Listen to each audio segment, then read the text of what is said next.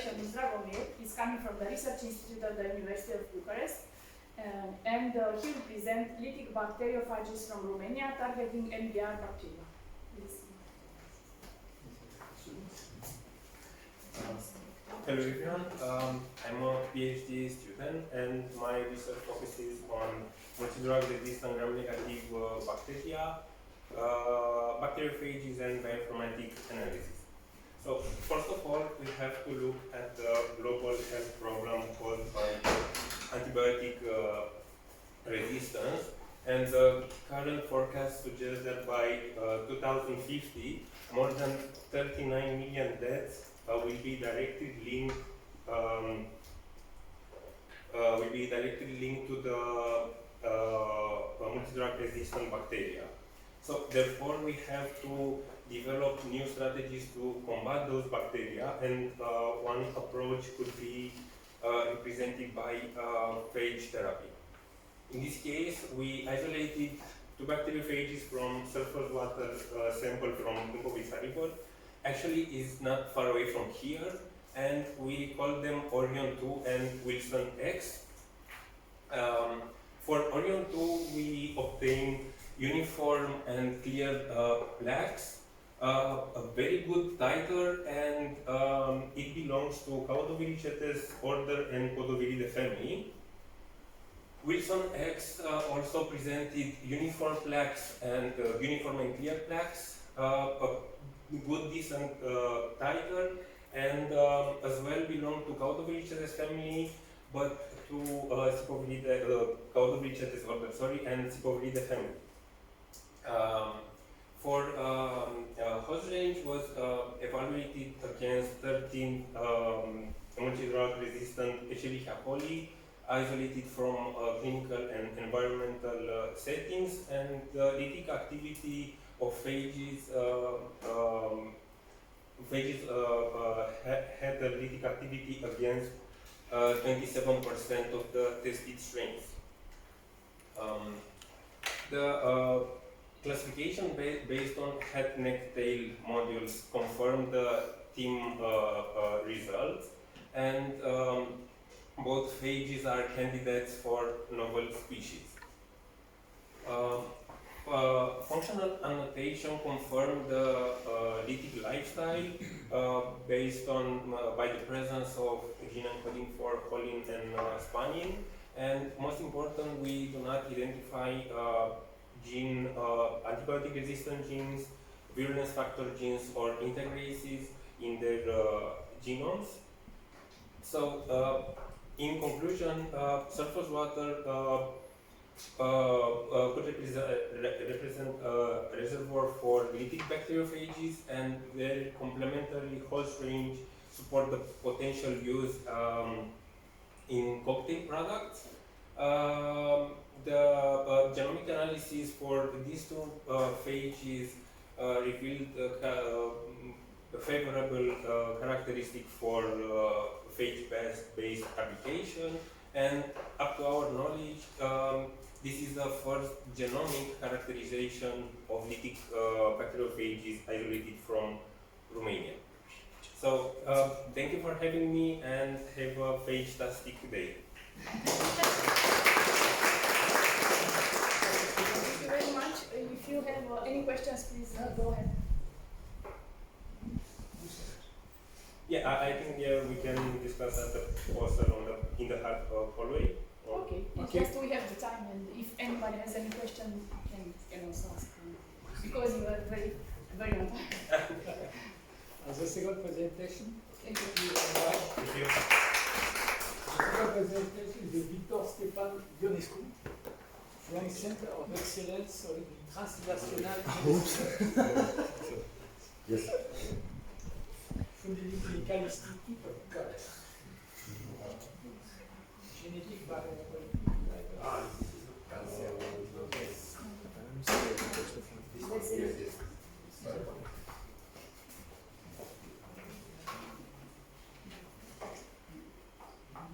Okay, so good morning everyone. I'm Victor-Ionescu, nice to meet you as well.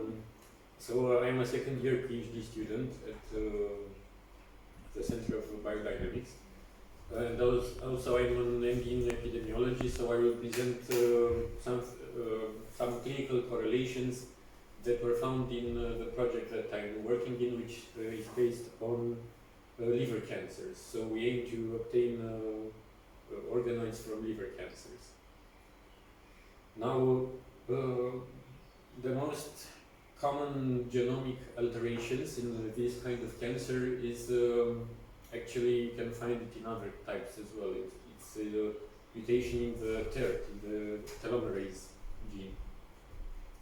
And other ones that are quite common are the p53 and the beta-catenin. So you can take a note of these three genes because you will find them later in the presentation. Now our project aims to include liver cancer patients with resectable tumors, out of which we are extracting the nucleic acids, we are preserving the tissue and obtaining organoids. But for this presentation I aimed to make an overview of the clinical features that were associated with certain mutations that were found at the sequencing. And we have some more samples that I will present today prepared for sequencing. So the first case would be case 699, and mutation in TP53 was identified. So for this particular patient, they had an increased tumor size, and this serum protein, which is a specific marker for liver cancer, it's called alpha-fetoprotein. And these two associations were already described in the literature. However, the tumor wasn't as advanced as the literature would suggest, so it was grade 2-3, and usually it is described in patients with grade 3-4 tumors. And the mutational burden, which is used as a proxy for the generation of neoantigens, was actually not increased, it was very low in all the samples. And this is a table with the same overview. Now, another case was found to have some mutations in this very important pathway that is frequently altered in liver cancer. It's called the Wnt pathway. And out of the Wnt pathway, for this patient we found mutations in two genes, like beta-catenin and this one, which is the LRP1, which is a receptor for stem cells. So usually these are associated with low-grade tumors and normal serum alpha-fetoprotein. And this was true for this patient.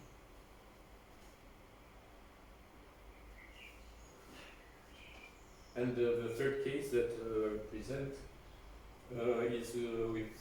has been found to have a mutation in the TERT promoter, which is also involved in other malignancies such as melanoma. And it was interesting that at the same time we found this mutation in BRAF, which is called V600E. So once again you can also find this in other kinds of cancers, which is quite common. And this particular mutation in the TERT promoter is associated with the initial events, so it's found in many of the tumor cells, with the patients having an advanced stage, and it's frequent in ACV infection, which was not the case here because this particular patient was infected with the hepatitis B virus. And indeed he had an advanced stage.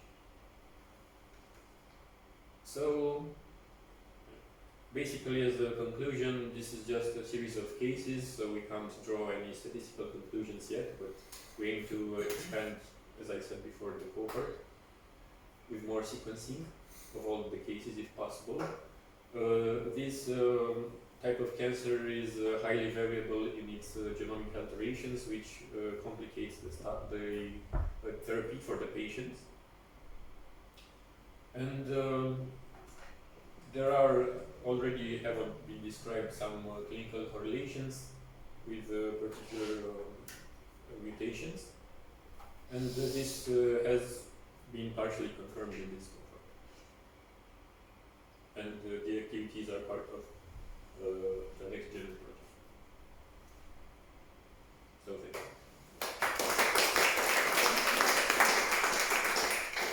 Time for one question.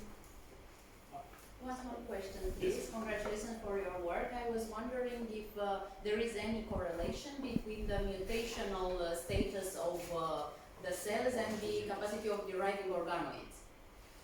Oh yes, so for example, you are referring to the tumors, right? Yes. Well, unfortunately for this particular kind of cancer, the rate of obtaining organoids is quite low, so it's at most 50%. Actually, it's closer to 20%. For our project, we obtained like 40%. And that's because, as far as my supposition is that the hepatocytes usually are already developed cells and they can't divide further. So actually, the hepatocytes derive from bipotent stem cells that are also able to differentiate into cholangiocytes. So only some of them are so transformed as to be capable of forming the organoids. That's my personal presumption, explanation. So it's quite low. Yeah. We have time for a second question. Okay, very quickly, so you showed the mutation of the promoter of the telomerase, and then you Yes. also mentioned the BRAF mutation. I was wondering what is the correlation between these two? Oh yes, in this particular patient. So actually, the BRAF is not very frequent in this type of cancer, and I believe it was just found. It's a coincidental finding. Okay.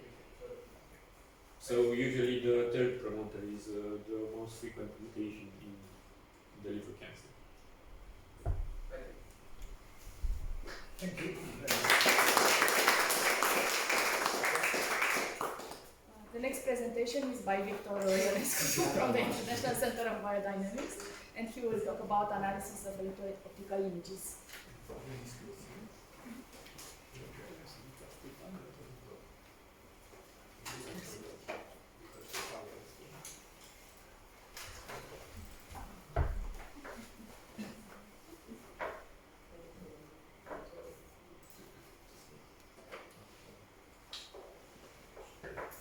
Hi, my name is Victor Ionescu, and I'm here to talk to you about the analysis of electro-optical images and how we developed a pipeline for doing exactly this in an automated and reproducible fashion. First of all, the input data, which I believe Dr. Gheorghiu introduced yesterday briefly. The electro-optical imaging is basically, in this case, it was differential interference contrast microscopy, but usually it can be any kind of imaging, basically. A burst time series repeated over a longer period, and you do this in a varying electric field to obtain electrical information on the sample. The results from a per pixel standpoint can be summarized in amplitude, where you extract the amplitude at the field actuation frequency, and as average or sort of summary electro-optical images. And this is a schematic of exactly what goes on in processing these raw data bursts. So you can see this is an image stack acquired at a relatively high sampling frequency.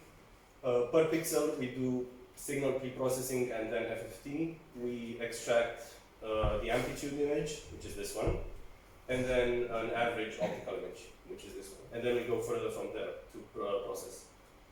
So for this pipeline, the goal was to obtain single cell metrics, basically. So for that, we had to identify cell regions very accurately and across a wide variety of imaging methods and cell shapes. So for that, we took a deep learning approach. We used the fine-tuned foundation model, which is this one, SAM. And we fine-tuned it on our DIC images specifically. So this is basically a very large architecture transformer that we adapted to our local use. Further, we have to reconstitute cell lineages. So from one image to another, you can imagine that we actually have to figure out which cell comes from which other cell. And for that we did cell tracking, which was done with a custom tracker, which tracks metrics like intersection over union, centroid distance, area, other shape parameters, and also is mitosis aware. So we actually allow cell splits so that the lineages can form sort of a tree shape, which you can see here, basically, in this nice schematic. And then per each cell, we can summarize the behavior because we can't look at each cell surface in each image individually, obviously. So we need a few key metrics, and we found that for optical images, the cell shape was best, the cell growth dynamics were best encoded by the major axis length of the best fit ellipse.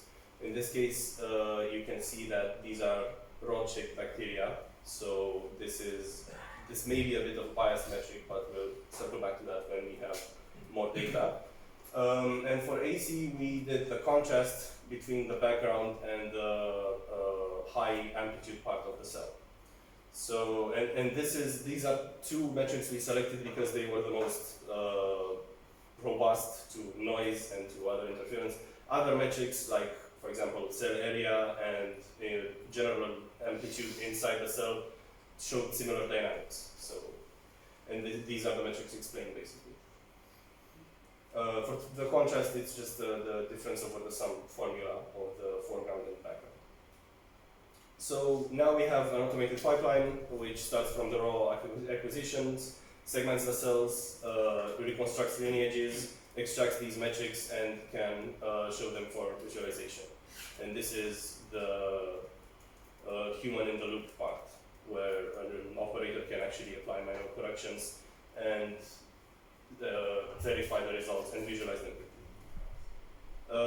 For now, for this presentation, I'm going to skip over the actual applications we've done. These are in the poster that I did. But for possible refinements, we also want to include a cell tracker that's deep learning based, add more metrics, and then integrate the whole thing into an acquisition analysis pipeline so that also electro-optical acquisitions are automated as well. Oops. I think this is the end of my presentation. Thank you. Please,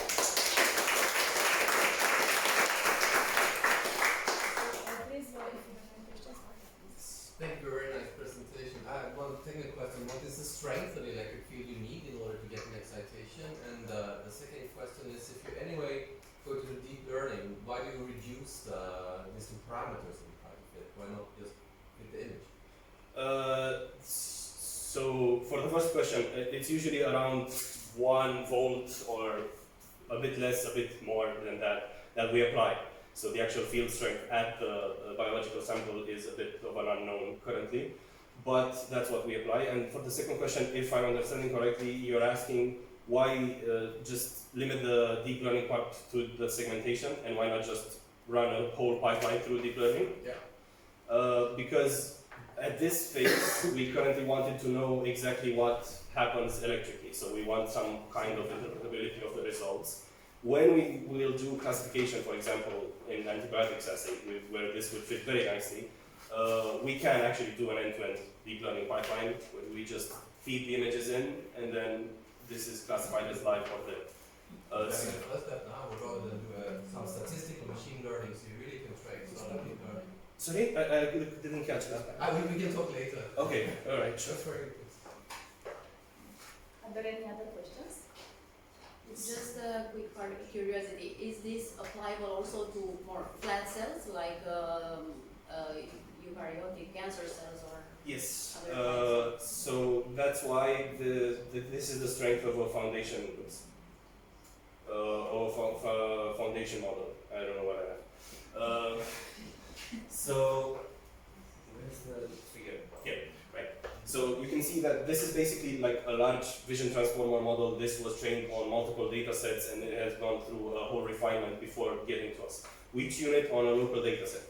This means that over very few epochs of training, basically, or like 50, 100, you can obtain very accurate, and we have actually obtained accurate segmentation for eukaryotic cells, for amorphous cells, so not necessarily like rod-shaped, just or blobs. irregular and Exactly. flat. Exactly. So that's the strength of this. It's easily adaptable to a bunch of scenarios. Just one general question as a novice. How long does it take for the whole analysis? So the most time-consuming part, because this is obviously GPU accelerated, this happens in parallel. The most time-consuming part is this one, when you have like 1,000 images of 1,000 by 1,000 pixels. Doing per pixel signal processing and analysis takes a bit of time, but this usually takes like for 1,000 by 1,000 by 1,000, this usually takes like 3 seconds for processing one stack. And then another couple of seconds for this one. Cell tracking is basically instant once you summarize, once you extract these images, and you work with these instead of the whole stacks. So like a few seconds per stack, about a minute for the whole electro-optical series. Just a comment about the use of artificial intelligence and deep learning and so on. This is the poor man's approach. This is a new problem. We don't exactly know what we are looking for. Once we know what we are looking for and how does it look, then we can ask a deep learning machine to pick from there. Otherwise, we are just going to see some spit-out result and have no idea why. Yeah, that's what I meant as well, because I misunderstood you, because I thought you now used like deep learning in order to identify parameters, but to me that's backwards. No, because a deep learning just actually do the segmentation. Yeah, okay, yeah. But we can like with minimum error. Sorry, yeah, okay. It was my fault. Thanks. Okay. Thank you very much. The last presentation is Daniela-Alexandra Tudor from International Center of Biodynamics. Bacterial work through the antibiotic susceptibility. Good morning. Oops. So,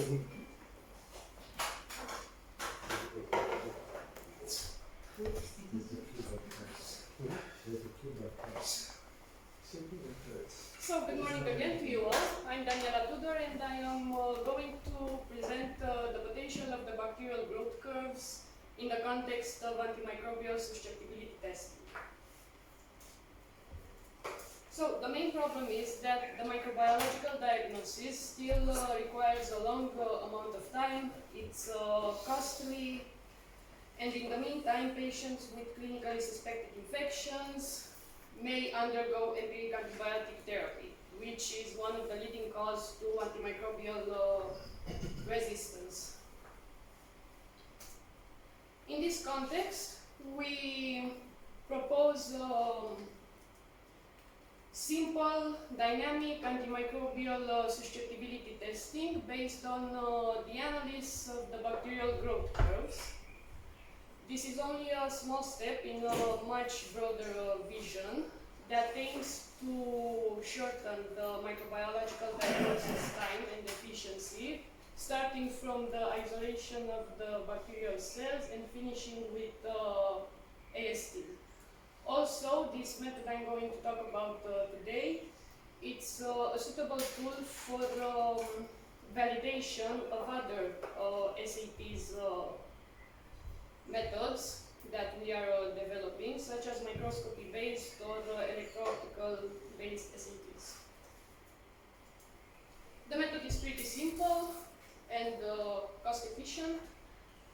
Basically, liquid bacterial cultures and agarized or semi-solid bacterial cultures are put in a 96 well plate, and the optical densities are read overnight for approximately 12 hours using a plate reader.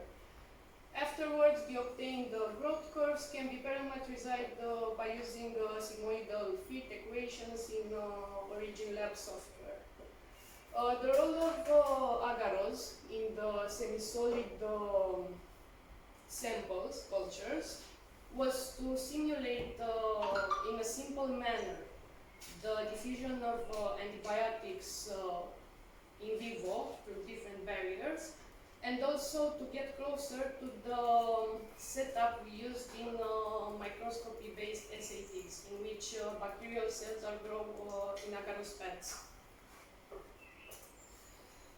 The first results, we were able to obtained E. coli growth curves in both liquid and semi-solid or agarized media, and also free or attached to magnetic beads, which were used in the isolation of the bacterial cells.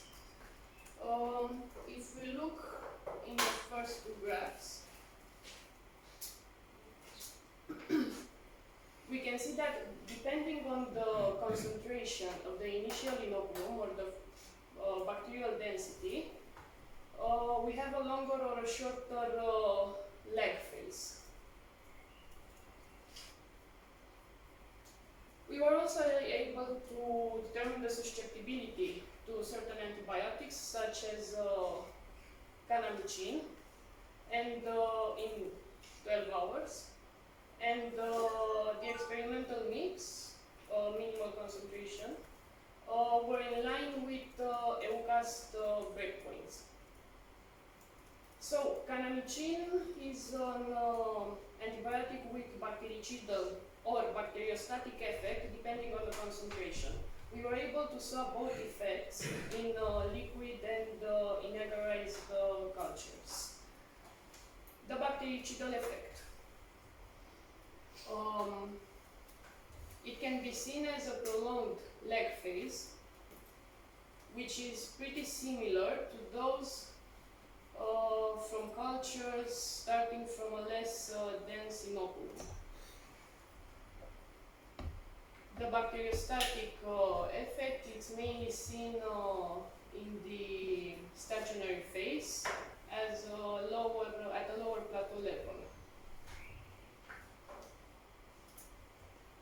In conclusion, in one setup, the spectrophotometric analysis of the bacterial growth curve can offer both qualitative and quantitative information, such as the concentration of the bacterial population, the minimum inhibitory concentrations of antibiotics, assessing bactericidal or bacteriostatic effects of antibiotic, and also monitoring the antimicrobial resistance processes.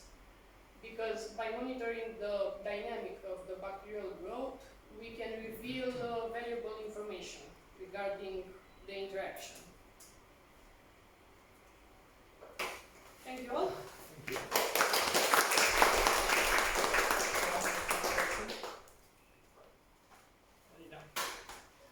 What is the perspective of this work? What do we want to go further? Well, further we would want to expand to test other bacterial strains and species. We also are working on setup for anaerobic conditions to test hard cultivating strains. I have a question. Have you tried this method only on isolated bacteria or directly from samples? Only on pure cultures. And yeah, we are also planning to try to see mixed kinetics. Yeah, it's an interesting subject. My next question was, how is your method different from Vitec method? I don't know if you are aware of it. Yeah, I know the Vitec method. In time, in time of Firstly, it's cost effective because it's a very cheap alternative using a simple plate reader with thermostat control and using very accessible plates and reagents. Thank you. Another question? Thank you very much. Thank you for all the questions.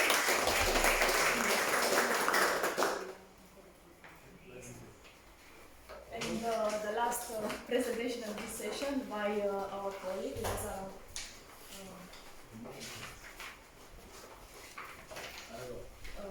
Lázaro, Arturo, Góngora, Hernández. Diffuser-Assisted Attenuated Dark Field Illumination for DIC-Like contrast and label-free dynamic cell imaging. Yes.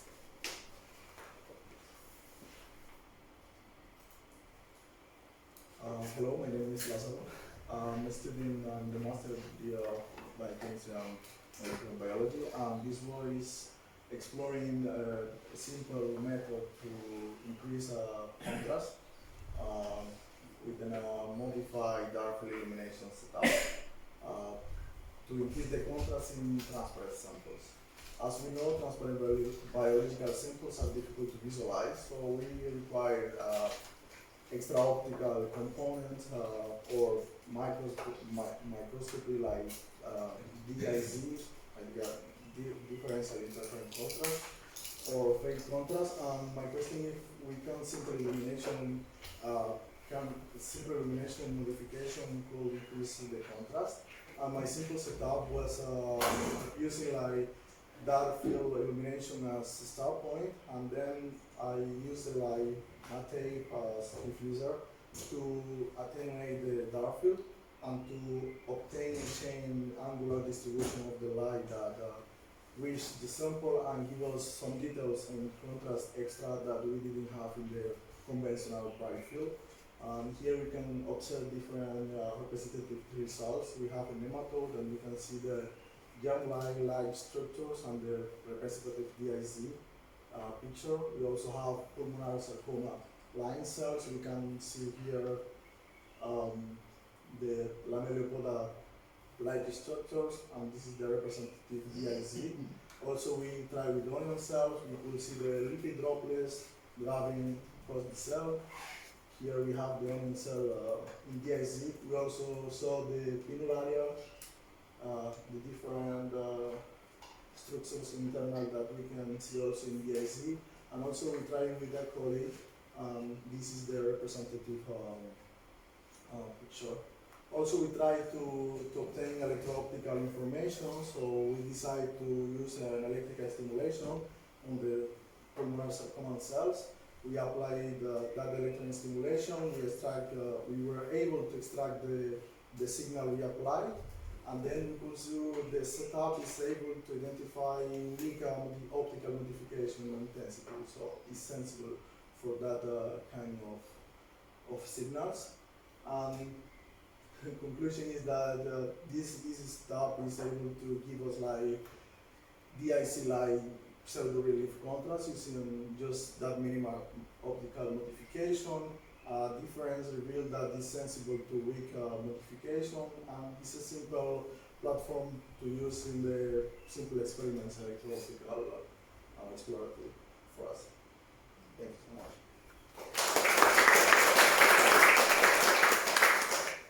Are there any questions?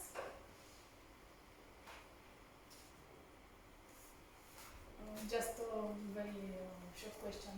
So what is going to be the next step? The next step is try to optimize the electro-optical part. I'm trying to work with my colleagues to try to optimize an setup that can finish in quantification or something like detection of sensibility of antibiotics or cytostatic effects. I hope so. Thank you. Is there any other question? If not, let's thank you. Thank you.